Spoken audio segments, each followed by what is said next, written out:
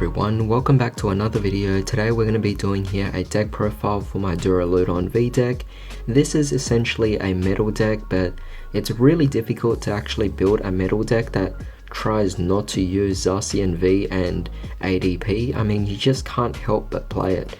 So because of that, I just had to keep it in the deck, but I did my best to not make them the central focus of the deck and try to keep the Duraludon V as my main focus.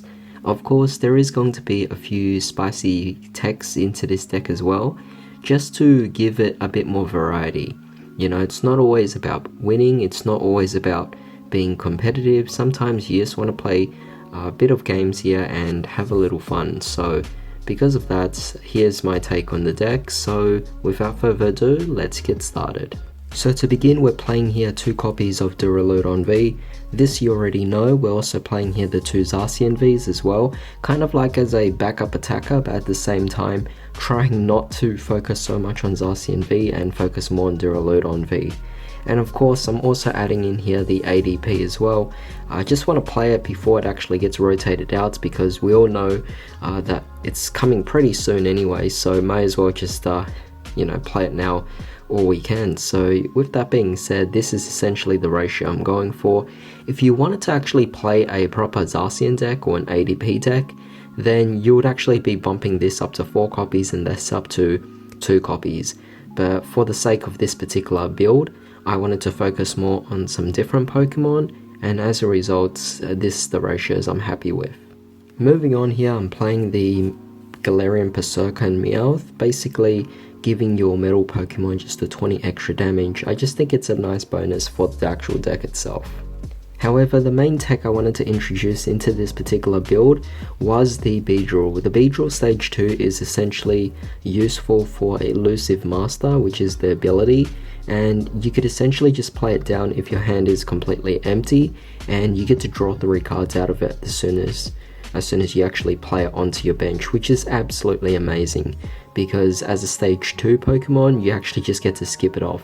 Of course, I'm not going to be focusing on attacking with this, it's just the ability you want to use, but even so, it's a really amazing ability and it definitely works out really well for the deck.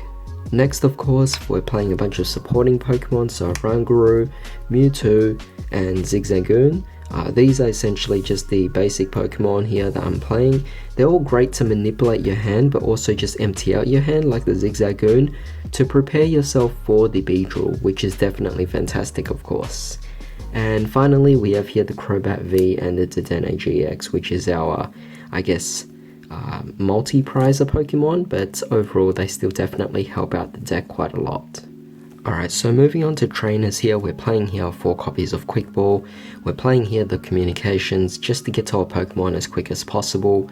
And we're playing a few utility cards like Tool Scrapper and Power Pad, as well as the Viridian City. I just think these singular cards here all help out the deck a lot. With Power Pad, you're just discarding, or trying to at least discard, a bunch of your supporters with the Viridian Forest. So with that being said, sometimes the Power Pad actually helps by returning those cards back into the deck, and you'll just redraw into them anyway, because this deck turbos out draws really quickly, and Tool Scrapper, it's pretty self-explanatory as well. However, with that being said, we've been focusing so much on draw power, let's actually focus on actual energy attachment. I figured in the previous build of the Duraludon deck, I was actually struggling a bit with the energy attachment. So what I actually decided I wanted to play was, firstly, Metal Sources stays the same, we're maxing it out at 4 copies. This was already in the deck. However, the new additions to the deck, well, actually, I'll just go over this as well. The Energy Switch, we also had that from the deck as well, which is great, of course. But if you guys wanted to actually maximize on Duraludon being really effective, I also recommend you play 4 copies here of Turbo Patch.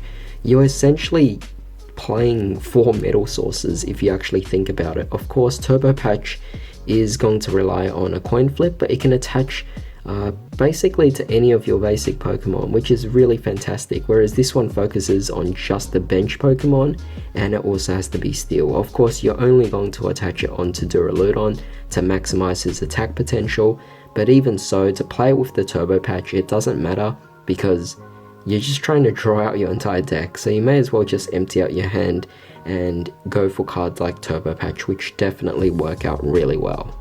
However, moving on here, we're just playing the 1 copy of Great Catcher, really nice utility card, and if you want to discard 2 cards of course, then this is a great card to do so for you. We're also going to be manipulating the bench ourselves as well, so with that being said, Scoop Up Net is definitely quite a crucial card. Sometimes you might want to fall back on a few attackers when necessary. We are after all playing Zacian V, so if you want the attack to always be active, you're going to have to play plenty of switches as well, and that will definitely work out for you. Now moving on to supporters, we're just playing here the 2 copies of Boss's Orders and 4 copies of Research. Really amazing cards, just good to play at this particular ratio, and you don't want to play too many supporters because, well, if you play too many supporters you won't be able to play them in the hand and you're not able to maximize the effectivity of the elusive matter, which actually is from Beedrill's skill, so that would be quite devastating. So because of that, I just focus on playing the essential needs that I actually need for the deck. But of course, moving on to energy, we're playing here Aurora Energy, we're also playing here 2 copies of Coding Energy. Definitely really nice cards of course because they have their own utilities, but with Coding Energy you can't work it off with the metal sources, so as a result I only am sticking to 2 of them because we want to play mostly a bunch of other basic Steel Energy, and of course we're playing here 2 copies of Water Energy because it works for ADP.